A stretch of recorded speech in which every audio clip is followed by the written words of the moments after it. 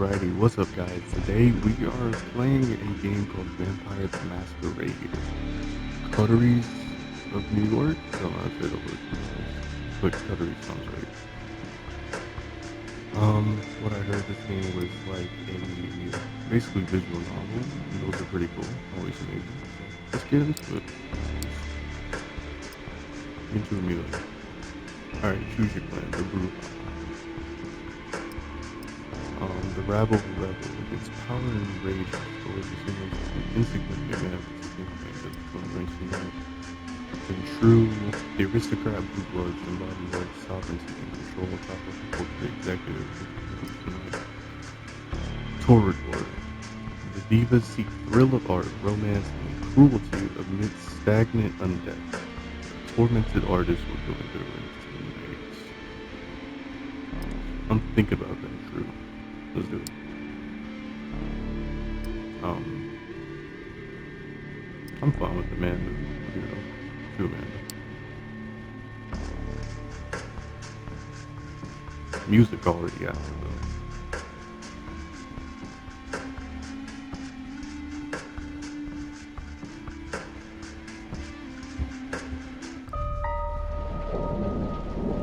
New York taught me to believe in fate. Had you asked me about fate when I was human, I would have told you it's just superstitious BS.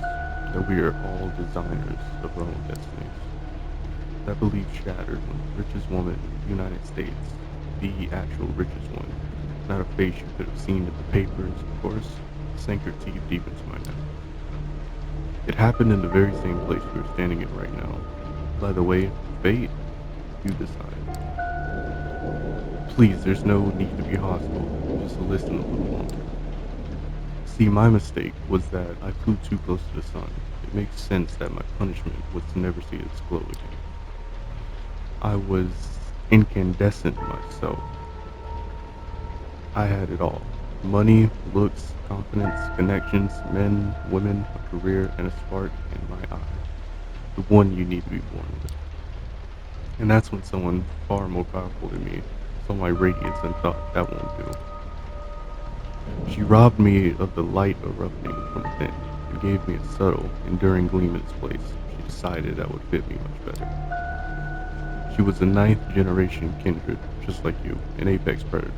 She probably enjoyed teaching me the peak of human excellence, my real place in the food chain. It's such an eyesore when you look at some loudmouth, braggart, and see them for all they really are. The temptation to teach them a lesson can be unbearable, right? Well, my sire's lesson was a lesson about fate, a message saying, you're eternally doomed to be at the mercy of your sovereigns. It almost drove me to destroy myself. What saved me was the ability to reinterpret her teachings. Hers wasn't a message of doom, it was a message of hope. Fate exists, and one can shape it if given the right tools. My sire didn't believe my tools were fitting for the job.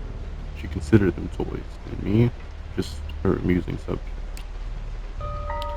Well, she's deader than dead now, and I'm still here, staying right where she stood when we first met.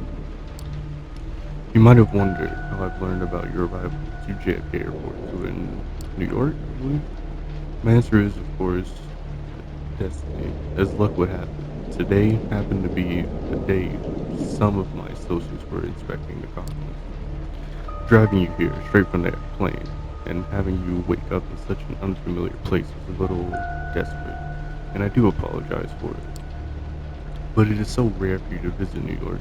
3 times in the last 15 years, was it? And you've never eager to inform me you're here. Understand you still have that meeting on 53rd Street later tonight, so I'll provide a comfortable transport.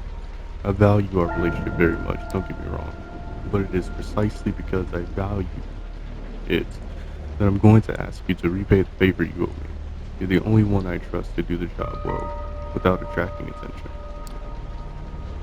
You might think I'm crazy, asking you to breach the rules of our society like this. You might think it's impossible to get away with it unpunished. But this is New York. And I don't know about the other cities, but this one, fate really exists. And right now, it is smiling in your favor. This is how it begins. Your phone rings, your boss, and again. The setting sun that filled your high rise office an hour ago is gone. The city looks like an ocean of light from up here, spreading for miles to the north. Pick up. You were about to call it a day, forget about the world of fintech, and decompress at home. No dice. One of the investors wants to meet you. His voice is always a perfect mix of authority and sleaze.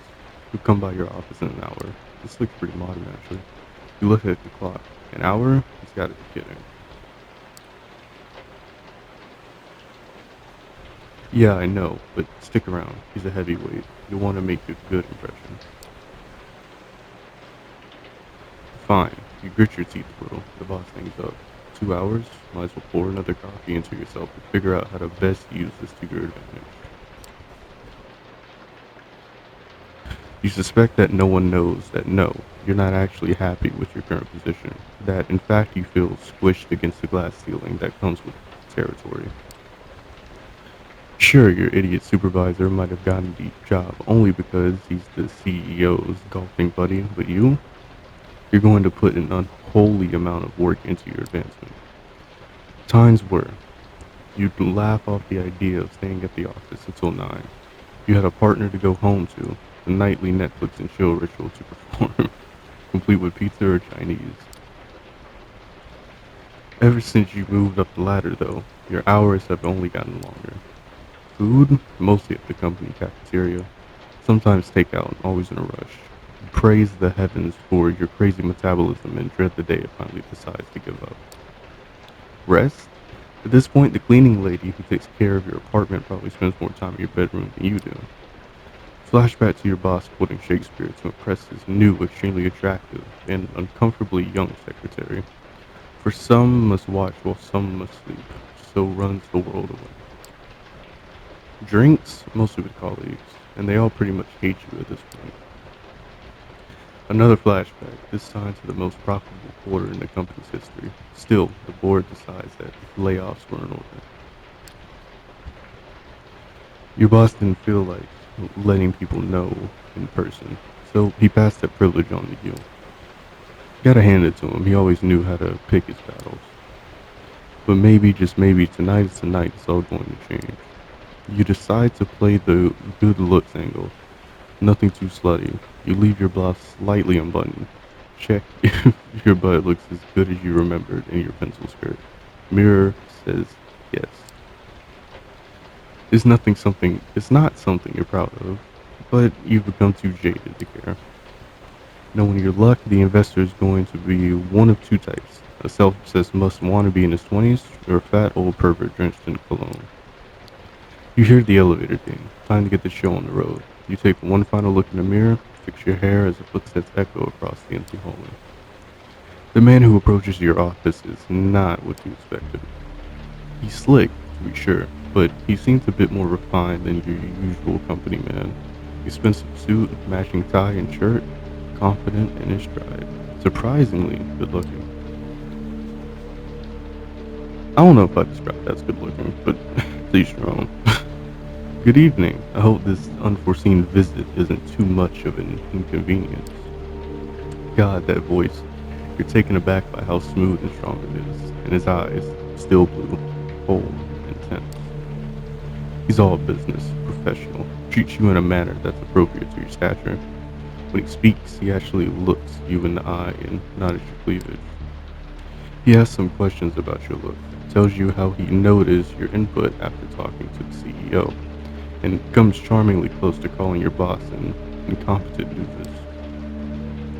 All the while, you try to guess his accent but can't quite place it. European, sure, but where from? I know I kept you long enough, but would you indulge me and join me for a drink? Of course, for a minute there, it seemed like he wasn't that kind of guy. But what the heck? You go with it. He seems nice enough. Besides, it's not like you have other plans. The investor has a limo waiting downstairs, and ooh, this classy. And the driver takes you to a high-end restaurant in Williamsburg. The seat is waiting for you in the deluxe lounge. Just the two of you. You talk about this and that. Your company seems to have a knack for history. So tell me, What would you do if you had full control of the company? That seems like the most stereotypical conversation. It's like asking, like, how's the weather? So first thing comes to mind. You almost choke on your wine. This is your chance. You say what's been on your mind for months, but hide it behind a veneer of professional oracle babble. Refocusing, restructuring, new markets. He likes the sound of that, leans forward, his eyes flash with intensity and something else, a strange emotion that wasn't there before. You'll do just fine. His words echo inside your head as you black out. God, Bill Cosby, me. You wake up, God only knows how much later. As you try to piece together what happened, you hear a familiar voice, the investor, or whoever the heck he is, talking to someone. You suddenly recall snippets, fragmented memories. His sapphire eyes intently locked with yours, his teeth suddenly longer and sharper. And something else, a feeling on your neck that takes you back to your last orgasm. A company trip to Florida, a sweaty room, the cutie from HR who doesn't work there anymore, and then darkness. Yes, I'm done here. Consider my debt paid. How does a vampire bite feel? Okay, no, I'm not gonna question it. The investor pushes the other figure aside and walks away from the lounge, barely bothering to look at you. The door locks behind them. Some time passes before you find the strength to get up from the couch. You touch your lips. Blood? Are you kidding me? You try to stand up, but your head is pounding, and your stomach is like a heavy knot pulling you down. You didn't have that much to drink. You must have spiked your wine. This is bad. You don't say. You frantically check your clothes. Pristine. Doesn't make any sense. All of a sudden, a feeling hits you, unlike anything else you've ever felt before. You fall to the floor, writhing in an all-encompassing pain and hunger. The kind that makes your insides burn, that cannot be denied. You try to calm yourself down with a breathing exercise they taught you with some BS mindful course. That's when it hits you. You're not breathing, and your heart should be jumping out of your chest with that realization, but it's not moving, not even a beat. The door unlocks. You hear a startled voice, a young man in a waiter's outfit, his accent thick with an Eastern European harshness, leans over and asks if you're alright. For a brief moment, you're wondering what he's doing here. Everything is wrong. Then his smell reaches your nostrils. It's intoxicating. Everything feels right again. He holds out his arm to help you stand up. You grab it firmly with both hands, and then you bite it down. You sink your teeth right next to the old school pinup tattoo of Rita Hayworth on his forearm. It takes you a moment to process what you're doing. A part of you wants to break away, but a stronger voice implores you to keep drinking. One thing becomes clear. You're definitely enjoying this. He only struggles a little and quickly falls to his knees. You can see his eyes now, pale blue and confused. You only bring yourself to let him go once he collapses onto the floor. Dang, that's a big bite. Your bite leaves a mess on his forearm. Poor Rita, all bodied, bloody, excuse me, missing half her face. Did you just drink this guy's blood? Of course you did. Oh, he's dead. You spit out a piece of torn flesh. That's why. Where? What was in that wine? Barely able to focus your heart and your lungs, still motionless, you reach for the phone and dial 911. 911 operator, what's your emergency? Um, I don't think you can say that you killed somebody, so I'm gonna say that my heart has stopped.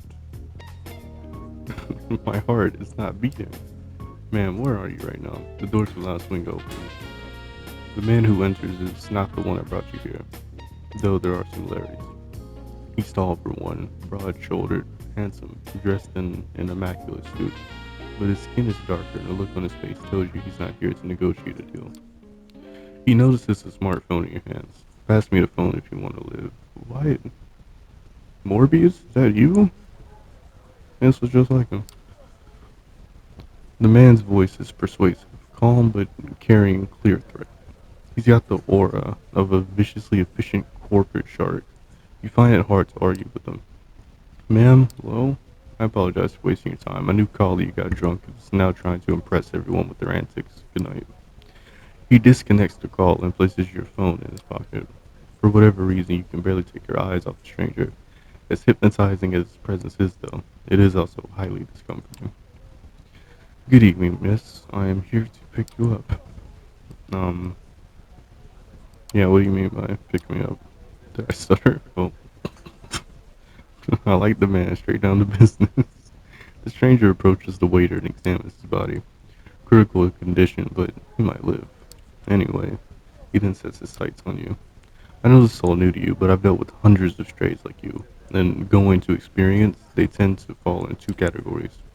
First, there are the smart ones who have carefully obeyed my every word and don't try to pull off anything stupid. Always get them where they need to be, safe and sound. And then there are the dumb ones. The punks who thought they could take me on. The wise guys who tried to contact somebody secretly and without permission. The troublemakers who tried to run off or make a scene. None of them got to their destination in one piece. In fact, most of them never reached their destination. His voice becomes slightly bored and monotone. You can tell he's given this speech before, like dozens of times. So, you see, while I generally consider myself pretty smart, I'm also a Mets. It's one of my true weaknesses. One that inspired me to come up with a three-strike system when dealing with pups like you. Sarah, don't call me that unless you're gonna take me out to dinner. If you get on my nerves once or twice, well, understand, not all of us perform well in stressful situations. But cross me 3 times and you're out. No excuses, no forgiveness, and no mercy. As he's talking, he slowly approaches you, adding a bit of theatrical swagger to his walk. Eventually, he leans in deliberately, invading your personal space. You realize it's a test. He's daring you to do something about it.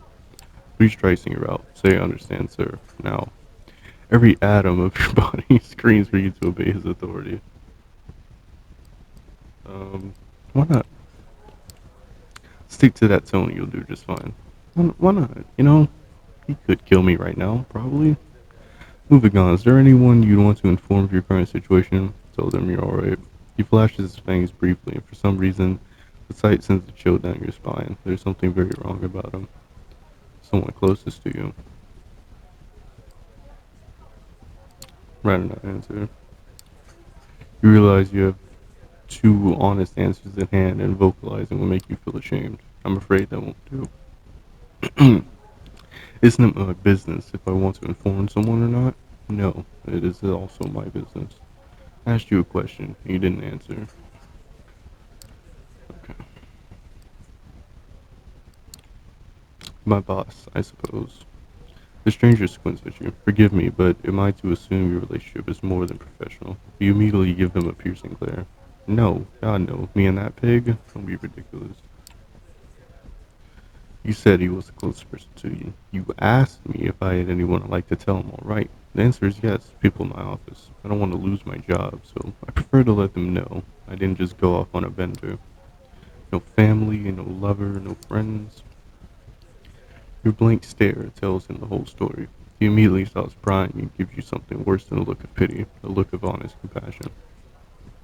Well, you see, earlier she was talking about,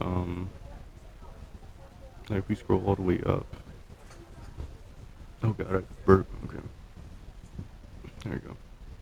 Yeah, she was talking about, like, having, like, somebody at home to Netflix and chill with, or, like, that ideal life, but she seems a lesbian, I'll be honest.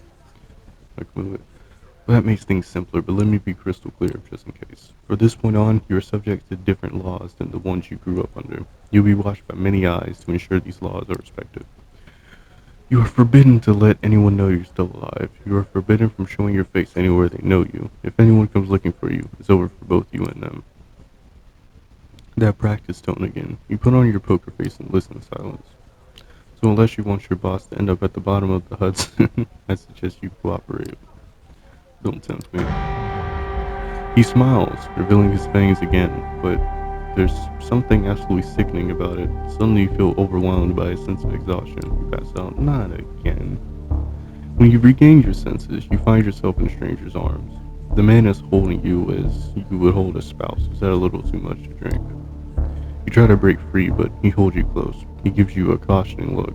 Only when you cease your struggling does he let you go.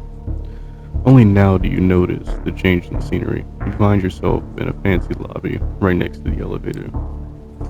The place is virtually empty, save for a single concierge, and some cleaning staff. Your compassion gestures at the concierge, as you pass, and he picks up the phone. The elevator arrives, the door opens, and the man motions towards the cabin. After you. Where are we going? To a safe place, that's all you need to know. Okay. Trust me, you don't want to make this difficult, just get in. Sure, let's go. You go against your instincts. You enter the cabin. Smooth jazz is playing over the speakers as the elevator starts its descent. You are dazed, panicky, but somehow locked in place. On the one hand, you find the stranger's presence oddly soothing. On the other, you can feel your body tensing up with stress. Yeah, it's a little bit stressful. You can't help but think back to the young waiter, the doe-eyed look on his face, the confused look he gave you just before. No, it's better not to think about it. Plus, you have other things to worry about. Maybe like the fact you're being kidnapped. The cabin door opens to the same garage you arrived at with the investor some hours ago. The man showed you a black Cadillac Escalade. I know what you're thinking. Getting into a car with some strange man. Boy, sure seems like a dumb idea. Maybe I can make a run for it. I might be able to lose him. So let me be perfectly clear. Your best bet is to get in, relax, and enjoy the ride. What do you want? To meet your new superiors. You'll see. Superiors. Is this what a hostile takeover looks like nowadays? No more questions. Get in the car, please. Sure. It seems like the worst idea ever, but the man's made it very clear you have no choice in the matter. Sure, are you going to hurt me? No, not tonight, at the very least. Unless you make me.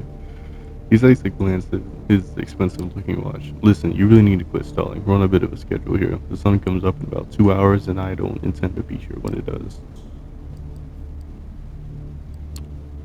Look, I just want to know what this is about. Then wait until tomorrow. He opens the door and gestures towards it. You see no point delaying the inevitable, so you get in. Oh, that's fire, actually. The door locks behind you. The Cadillac is almost entirely dark. The side windows seem lightproof. The man gets into the driver's seat, starts the engine, and drives away without another word.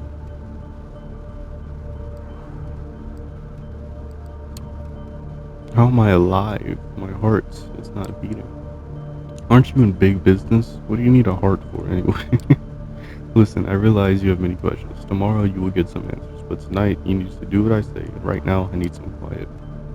You feel too confused to protest. You stay silent for the rest of the ride, even as more questions bubble up to the surface. One of them being, did you actually kill someone tonight? Staring out the window, you find it hard to focus and quickly lose track of where you're headed. You can only tell that you haven't left Manhattan. Another underground parking, almost featureless, empty. The car stops, and the man opens the door for you. We're here. Okay. It's just another empty garage. The stranger walks you to a nearby door. He opens it and motions you to get in. Go on in and make yourself comfortable. If you get hungry again, take a look in the fridge. I'll pick you up tomorrow, and you'll get your answers. Behind the door is a small room. No windows, just a simple bed, a single bulb hanging from the ceiling. A small fridge is humming away in the corner, accompanied by a rattling AC fan on the wall. Yeah, where are you going? I have to make some arrangements for tomorrow, of course. Look, this room is your best chance of seeing another night. I realize you've been put in a problematic situation, and it's not entirely your fault. Cooperate, and you might still make it. You will learn more tomorrow, but for the time being, get in and get cozy. He gestures inside the room. Sure. You step inside and, okay, this is... See, I was thinking like, I don't know, an all black room, a white bulb in the air, a little fridge in the corner next to the counter, fan on the ceiling, AC unit on the wall. a bed with an actual mattress on it. But no, there's a shoe in here, a broom, a wooden crate, some books, a I don't even know what to describe that cage with wheels being, and a bed. Good night. He locks the door behind you. It looks very sturdy. You open the fridge. There's a single plastic bag in there, filled with red liquid, no label. Tomato soup. You feel sick to your stomach. Best to leave it for now. You lie down on the bed. It's a simple mattress on a metal frame. At least it's not too filthy. You think back to how this evening began. This investor, is he friends with the dark-skinned stranger who picked you up from the restaurant? I don't know if I say he's dark-skinned, but okay. What happens now? Unable to relax, you spend an hour or so playing out various scenarios in your head. Eventually, you decide to give in and let exhaustion take over. Whatever tomorrow brings, you'd rather face it well rested. Plus, there's no way in heck your boss isn't going to notice your absence tomorrow. That and maybe some of the restaurant staff will feel a pang of conscience. Someone will notify the police. Somebody will find you, right?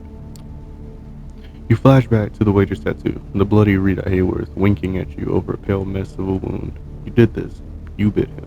Drank his blood. And it tasted good. What if you can never go home again? You're so tired. Your entire body tenses up at one time, and before you know it, you drift away to oblivion. You wake up. That in itself is a surprise. You barely remember when you drifted off. It didn't feel like sleep, more like plummeting into an endless void. Now you imagine that's how death feels like. The room is unchanged, the lamp's still on, the AC still rattling, the fridge is still humming. You take a look at your watch. It's almost 9. You've slept for 17 hours. Maybe you died. Your breath is gone, and you feel no thumping in your chest. That qualifies as dead if you're still conscious. You're not sure about that, but you are certain about one thing. You're hungry. It's not your stomach rumbling, though. It's a need that starts somewhere in your abdomen and spreads to your chest, throat, and the back of your head. You open the fridge. You take a closer look at it. If it is soup, then its color and texture are a little bit off. You pull the cork out, take a whiff, you recognize the smell immediately. There's no mistaking it, it's bagged blood. The smell is faint, and you remember some situations in the past where you found it nauseating. But now, it's almost, no, not almost, it's enticing. Mmm, sure, let's do it. It feels wrong, but right now there's barely anything in your life that doesn't. To heck with it. You pour a bit of the liquid into your mouth. It tastes bad. It's coppery thick and it clings to your tongue and the inside of your mouth like a film of dirt. I mean, it's coppery because it's been oxidized, probably. Actually, oh no, copper blood is never good. Mmm, mmm. You swallow hard regardless. The taste is foul, but somehow you kind of want more of it. Trust me, if you knew what kind of blood that was, I probably wouldn't. As you take a second sip, sucking the blood out of the bag, you feel something pulling your insides. You double over, you're going to barf. You instinctively cover your mouth, looking for a place to vomit. Before you find it, a dark red wave washes over your hand and fingers, hits the floor, splattering in huge, thick drops. You keep heaving for a moment longer. Nothing is coming out. Not blood, not bile, not even spit. But still, something in your body wants to push it all out, every last drop. As you recover, trying to wipe droplets of regurgitated blood from your dress, you hear the lock click and see the door opening. Standing there is the well-dressed stranger you met yesterday. Immaculate suit again, the predatory look, like a hawk on a hunt, but somehow more relaxed tonight. So like a tame hawk, maybe. Good evening. How was? He notices the spatter in your red hand, the sick look on your face. He barely contains a smirk. Oh, was the catering unable to satisfy your exquisite taste? Apologies. Is that really type RHO plus? Whoa, positive. Not that easy to get. Guess you have to discover your drink of choice on your own. Come on, we have places to be and people to see. I should have some water and a towel in the back of the car, so clean yourself up. The car is humming in the empty parking lot, just outside the door of the cramped room you spent the day in. The man motions to it, politely, but with a stern look on his face. Don't hijack the car. No. It's not like I have a choice, right? Correct. But your cooperation is appreciated. You take the back seat again. The door is locked. The stranger takes the wheel and starts the car. You drive in silence for a while. From time to time, you keep trying to catch glimpses of familiar streets or landmarks through the blackened windows, but it's of little use. The car is also soundproof, so all you can hear is a bit of traffic humming the car's engine. Excuse me. The driver doesn't say anything. He seems focused on the road. You check the door handle. Yeah, the door's locked, alright. The piece of dark glass separating you and the front of the car looks sturdy too. There's nothing left but to wait. You didn't have time to think about it before, but you realize now that you're hungry? Not exactly. It's not a rumbling stomach that grabs your attention. It's a need that starts somewhere in your abdomen, spreads to your chest, throat, and the back of your head. You become restless. This is essentially a kidnapping. Whatever this guy says about its purpose, it doesn't change the fact you're being held against your will, and you're not used to following orders when you can't delegate them to somebody else. You feel a need to get a semblance of control over the situation, so you decide to prove yourself useful. I'm gonna just say a word skill set. Listen, I'm an investment advertiser, and I have a lot of experience in fintech. Whatever your organization is, it might find use for me. I don't even have an idea what fintech is, and honestly, I don't really care. Short pause. I'll be frank. Currently, you're in no position to offer anybody anything. The sooner you accept that, the better. Big words from somebody's dedicated errand boy. I wonder if you ever achieve anything. You push the right buttons. He gives you an absolutely furious stare through the rearview mirror for a second. You spot a crack in his professional demeanor. You don't know anything about me. You have no idea where I'm coming from or where I'm headed. For a few seconds, he quietly fumes. Your attitude won't help you make any friends, and in your current position, you definitely need some. Consider that, preferably in silence. That dull hunger strikes again. The powerlessness hurts. You are used to people listening to you, or pretending to at least care about your demands. The driver doesn't play that game, and annoys you to no end. It takes you another 20 or so minutes to get to your destination. As the door opens, you try to get your bearings. You're still in New York, that much certain. Queens, perhaps. After me. No sudden movements, please. What do you got, a gun to my head? You approach a nice building that looks that you approach a nice building that houses a two-story gallery called the Art Hole. Two large men in suits flank the door on both sides, and they give you your companion a nod as you approach. Prompted by the stranger guiding you, you walk inside. The gallery is full, which is unusual at this hour, to say the least. About 2 dozen faces fill the showroom, and a number of waiters navigate the gathering, serving drunk drinks. All of them are beneath the guest's attention. The visitors are well dressed for the most part, but it's unclear what they have gathered here for. Nobody seems to be particularly interested in the art pieces on the walls. The atmosphere is polite, unnaturally so. Many guests turn to look at you and the stranger who brought you here. Their glances are varied. You see open contempt on a few faces and animated interest on others. Most of the eyes in the room calmly observe you, as if wishing to appraise your worth. This reminds you of your company meetings. You, the only woman in the room, silently judged not on her merits but her standing on the list. Past and clandestine email threads between your male coworkers until HR found out. That is not the most pleasant experience, but there's no denying it taught you resilience. When others would cower, you now straighten up. When others would turn their gaze, you meet the eyes of the gallery's guests with confidence. Good evening, Kadir, and to you, child. The noble, cold voice takes you out of your head and back to the situation at hand. The gallery, a crowd of strangers. You're being brought here against your will. For what purpose? The room awaits your response. Good evening, miss. You are addressing the Prince of New York City, Helen Pollard, child of Michaela. Thank you, my sheriff, but I'm capable of introducing myself. She is somewhat plain looking and doesn't seem to possess a great deal of charm, but still, the entire room is intently focused on her voice. She has influence over these people. That much is clear. You may address me as Prince Child. I realize your introduction into unlife was abrupt, and I understand your sire left shortly after. The rules of our society dictate I punish you both for this transgression.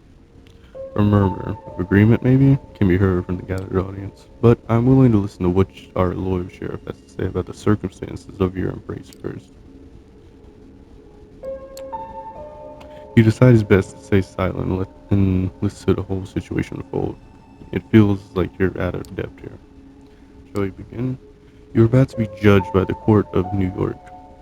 Kadir, please tell us about how you found this fledgling.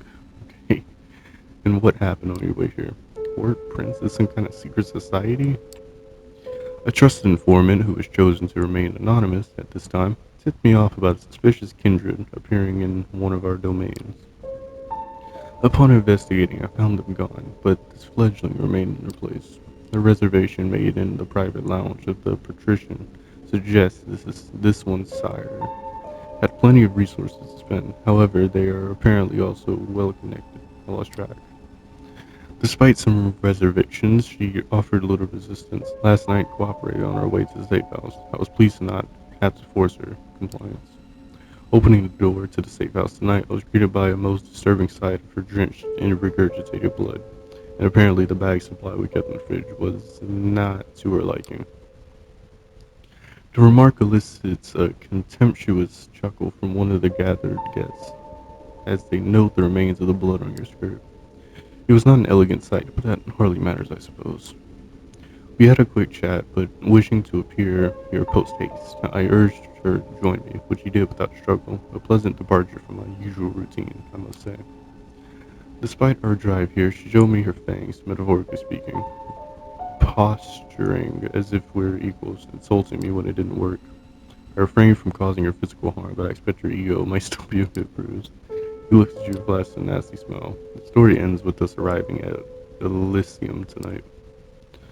All eyes are on you again. You take a special interest in one of the faces. It's a beautiful woman with curly, almost blood red hair and a dress to match. You see her whispering to some bespectacled man with an absent-minded look on his face. Who is she, you wonder? Thank you, Kadir. I take note of this fledgling's behavior and will take it into consideration later. She turns her attention to you. First, there's the matter of your sire. The person who brought you where Kadir picked you up from last night. Who were they? An entrepreneur, acquaintance of my boss, I think. Good looking, pale blue eyes and gray in his hair. Charming, abusive. You feel tired and angry. The whole situation, spending the day in some underground parking lot, having to bear the looks of a room full of strangers. It's almost too much to take in stride. There's no reason you should take it all in stride, but you do, because if there's one thing your professional career has taught you, it's that.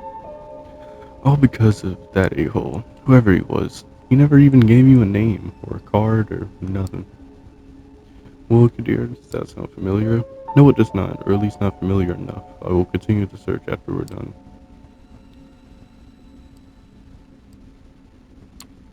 That man, he talked to somebody at the restaurant before he left. I can't remember what he said, but he wasn't alone. Maybe that's a lead you can follow. Did he now? That's interesting. I do hope the proprietor won't stay mad at us for losing one of his staff.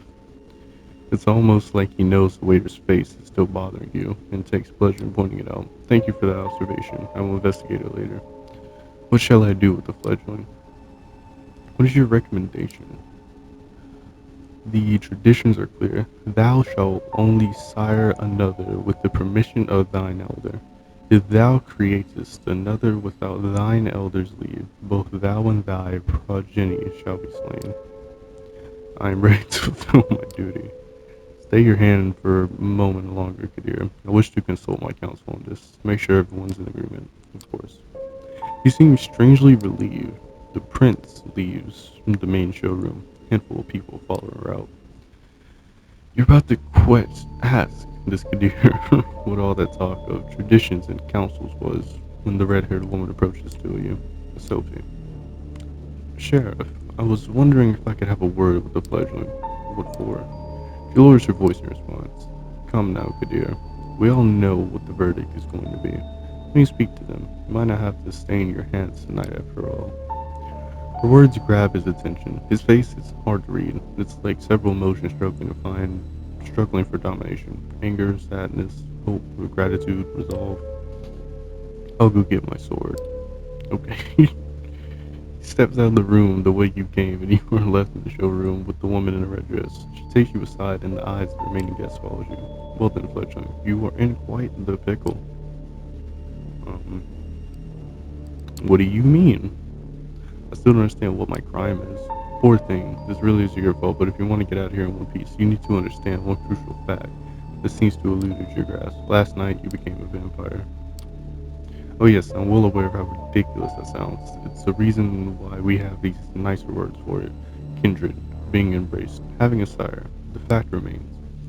The beings called vampires, you're looking at them. They're us. You glance around. Some of the guests are still occasionally looking at you, commenting on you in hushed tones. Many of the patrons look pale, really pale. Most hold glasses of wine. No, not wine. That's not the right thickness and not the right color. You're trying to come up with something sensible to say, but you're drawing a blank. It makes a morbid kind of sense. You drank blood last night, there's no denying it. Your breathing is not returned. Your heart still remains still. A vampire. Two voices in your head start battling for supremacy. One of them slowly begins to put everything that happened since yesterday together, coming to a conclusion that no matter how insane it seems, nothing of what she says makes sense. The other voice saying, what WTF on repeat. You're surprised. This is often how it plays out by design. Kadir deliberately keeping you in the dark and all. If we do nothing, you will be cut down as sure as day follows night. But I'm here to offer you a chance, a way out, under a single condition. I will take you under my wing. If you're lucky, the prince will be in a good mood tonight, and Kadir's complaints about your behavior won't influence your judgment. The society values docility. She might agree to this, but only if you swear fealty to me. I am not making this offer lightly. As your patron, I will take responsibility for you. Your actions will reflect on me. If they reflect negatively, well, I'll make sure you face the consequences. Um, yeah, how you'll convince her. You'll see it yourself. Hopefully, know this. There are certain traditions and a history of our society in this city that I can tap into. My word might not carry that much weight, but it's not ignored easily either. Steps and hushed voices can be heard from the other side of the room. It seems the prince and her council are returning to the showroom. Kadir appears from downstairs as well and starts walking towards you.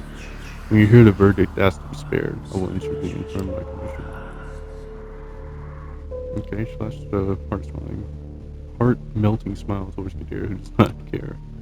The sheriff's immaculate suit is now complemented by a curved oriental looking metal scabbard fastened with a colorful sash around his waist. It would look vaguely ridiculous if it wasn't surprisingly intimidating, first and foremost. Kadir takes his place next to you and observes as the prince takes the center stage again. Loyal kindred of the New York City Camarilla. gathered here tonight. I have made my decision regarding this pledge. Their behavior since being embraced has been disagreeable, and that does not bode well for them becoming a valuable member of our society. You are all keenly aware that these nights we need to close our ranks and trust the wisdom of our elders and their traditions more than ever before. As our trusted sheriff pointed out, there can only be one course of action. Although I acknowledge that my council's divergent opinions on this, she takes a look specifically at one of the people who left the room before, a somewhat plainly dressed, shy-looking man, whose skin is a somewhat healthier tone. He bows his head in deference. I hold the final authority over this fledgling's fate, and I declare that while their embrace might be the sire's responsibility, in their absence, it is their progeny that shall be punished. The sentence is final death, to be resolved presently. Did you hear scraping sounds? That sheriff unsheathes his sword, his curved sword. No hesitation. It's a beautifully detailed blade, which you expect must be a small fortune. Its apparent sharpness makes you freeze up. 2 outs, bottom of the ninth. His quiet mumble is audible to nobody but you. As his eyes meet yours, you note just a hint of sadness in his countenance. Excuse me. One that quickly vanishes to give way to your grim determination. And he's out to bat. You will not get another chance to speak up.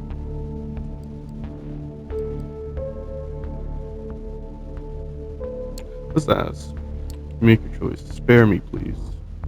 Don't make me beg. Prince, if I may ask you to stay the sheriff's hand for a while longer. Kadir looks at the prince, awaiting a response. The sword is still hanging above you, threatening to fall at a moment's notice. There's something you'd like to say, Miss Langley. Yes, if I may. At first, the prince looks somewhat annoyed at the distraction, but stays quiet for a while, measuring the mood in the room. The bored elite suddenly look at you with aroused expression. Interest. Some of them dismayed at not seeing the bloodshed, but all intrigued by the unexpected twist. Well, let's hear it. Sophie takes a few steps forward. All eyes are on her now, but Kadir's heavy hand on your shoulder makes it clear you won't take advantage of the distraction. My prince, while the traditions are clear, I believe that the proper context should be observed in addition to the letter of our laws. This fledgling is a burden, but without proper guidance, they could become an asset to our domain, but with proper guidance. And I understand you are volunteering to take this unruly child under your protection. Yes, I'm willing to give them a chance and prove to the entire domain that they can adhere to our expectations. I will take nothing less than their full cooperation, naturally. Whispers can be heard again, an incredulous voice or two. A hush just beheads them, some suppressed exclamations of surprise. Silence. I ask all of you to make a note of this moment. I might be persuaded to bend one tradition in this child's favor, but another will have to be enforced more firmly in its stead. Until thy progeny shall be released, thou shalt command them in all things. Their sins are thine to endure. Are you certain that's a responsibility you wish to shoulder, Miss Langley? I am willing to guide this fledgling, and add a valuable ally to our sect in a time of need, yes, but I would like to receive the right of destruction over them, if it pleases you. His clear tensions are high. It feels surreal to listen to strangers discussing your death, or second death, apparently, and keeping silent. You decide it's best to let Sophie handle this alone, and not interject. You have no idea how to handle this eyes wide shut crowd. The prince looks at you, as if weighing your worth. She takes note of good measure of the room before she speaks. I shall grant you what you ask. Let it be known. Sophie Langley of the clan of Rose will become this fledgling's patron. They shall be considered like sire and child. Miss Langley will take full responsibility for them, and I grant her the right of destruction, if she sees fit to use it. Let my intentions be clear. However, I am to turn a blind eye to one of our most important traditions on this occasion. I expect it to be beneficial of the Camarilla. substantially so. And it's probably Camarilla, but it sounds more fancy if you put those to a Y. I hope you find this verdict satisfactory, Miss Langley. Of course, Prince. Thank you. Very well. She turns to you. What is your name? Name is Amanda. She nods. Welcome to the Camarilla, Amanda. Now, this evening proved to be even more eventful than I anticipated, but with the fledgling's fate decided, I believe our meeting can conclude. Thank you all for appearing on such short notice. Give my regards to those who couldn't make it. Kadir, a moment of your time before I let you return to your duties. Of course, Prince. He shoots you a side glance that doesn't leave much space for interpretation. You will be watched. You will be judged, and it need be, you will be punished. Probably says it, but it says it. The two of them leave the gallery. Well, Amanda, I think we both already managed to significantly improve each other's evenings. But let's keep the ball rolling, shall we? I think we should have a toast to a new fruitful partnership. She raised her hand at one of the well-dressed concierges who have now reappeared in the showroom to refill the guest glasses. The conventional handsome man approaches with a carafe of red liquid. The memory of throwing up in the safe house still fresh in your mind, and the idea that it could happen again is almost enough to reject the drink altogether. But there's no denying you want it, need it. I remember what Kadir said about you, misadventure before getting in the car. Some of us have more delicate palates than others. Try to take a small sip. Si vous,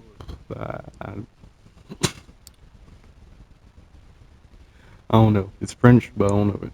He pours it into two tall glasses. You can barely wait until he hands you the drink. Your attention is fully on it. The fact that it's blood, you are certain of it, doesn't faze you at this time. It's difficult to take just a sip, even though the taste is as foul as before. You are tempted to down the whole glass in one go. You wait before taking a second taste. You're glad you didn't.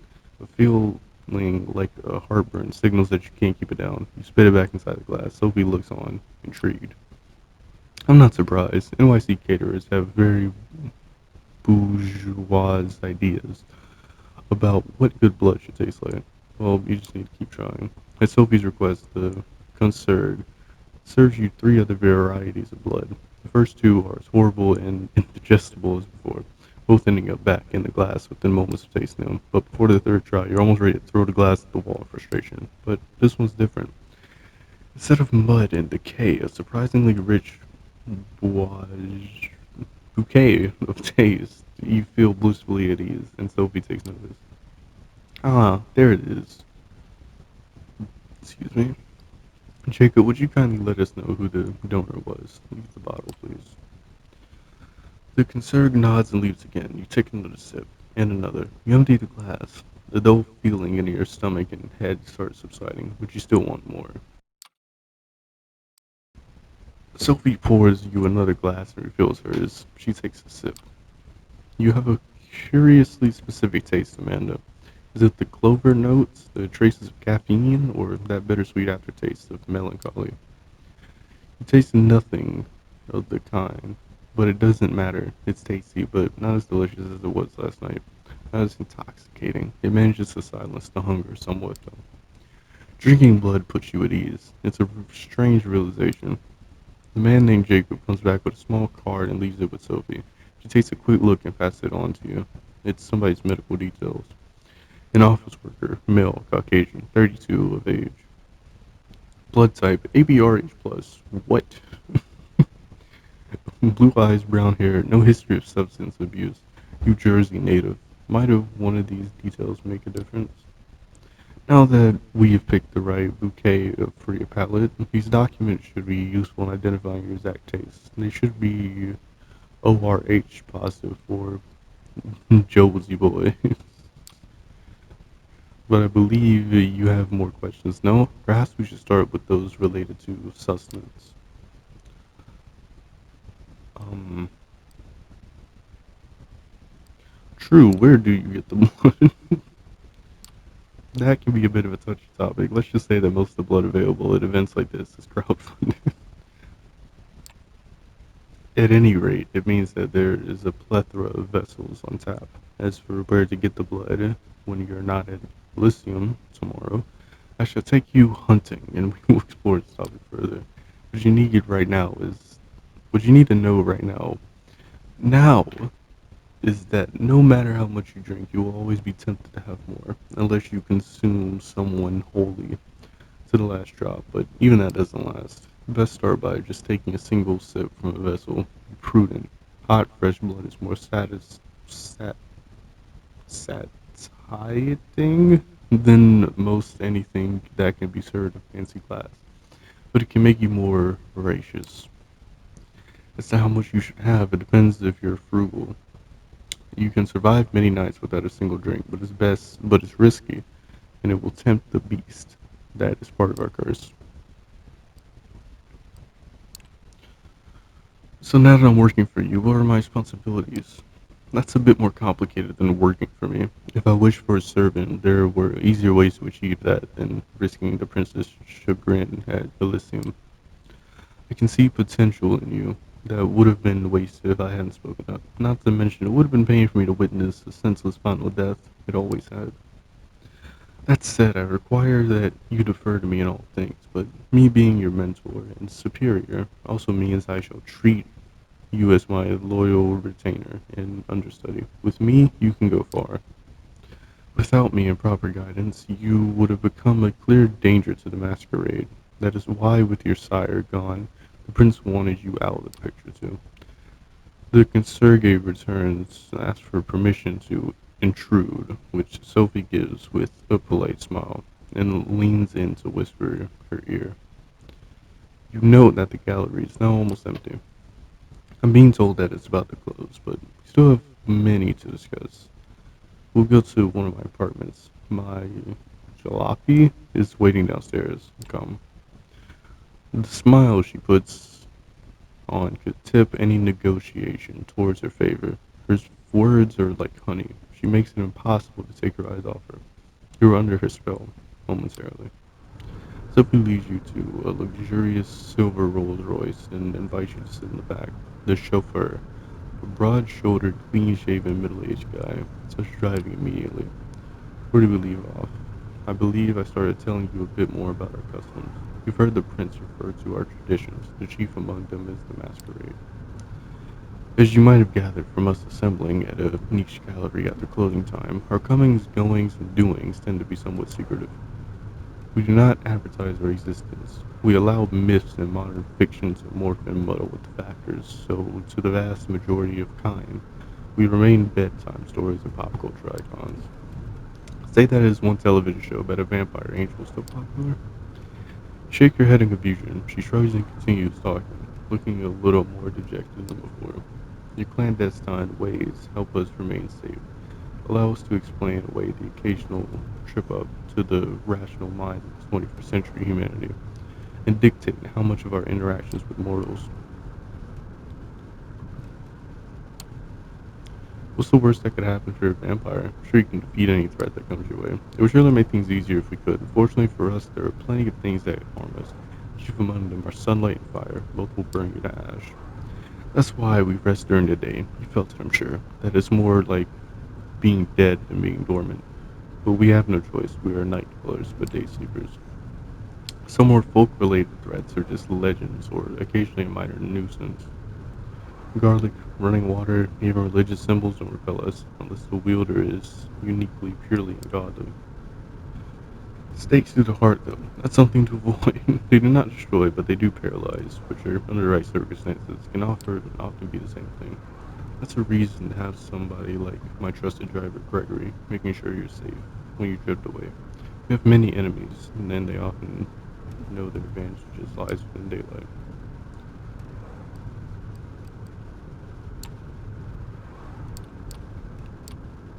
In moderation, and best if they don't know your true nature, as I would say the subordinates are useful. The friends, I've had one of those for many years now. Our little secret supplies social interactions plenty, but it doesn't really encourage friendships, alliances of convenience. To be broken at a whim, yes, that's more like it. Long-term solidarity does occur in the Camarilla, but we are a very politicized organization by necessity. Loyalty is to your sire, to your prince, and to the sect. Friends must remain a distant priority, at best for us to maintain the masquerade and thrive as the years pass. With age comes authority. With it comes influence and power, if you wish to reach for them. She seems to be lost in thought and falls silent for a while, leaving you to ponder all the things you learned tonight. It still feels absolutely unreal, but as piece after piece of knowledge falls into place, you imagine becomes almost like an entirely logical jigsaw puzzle. Whoever you wouldn't believe on your own, you witness. Many questions swarm your thoughts, but the one keep returning to is what your new place in reality should be. The car stops in front of you, an old but well-renovated apartment building. We're here. Would you like to see your lodgings?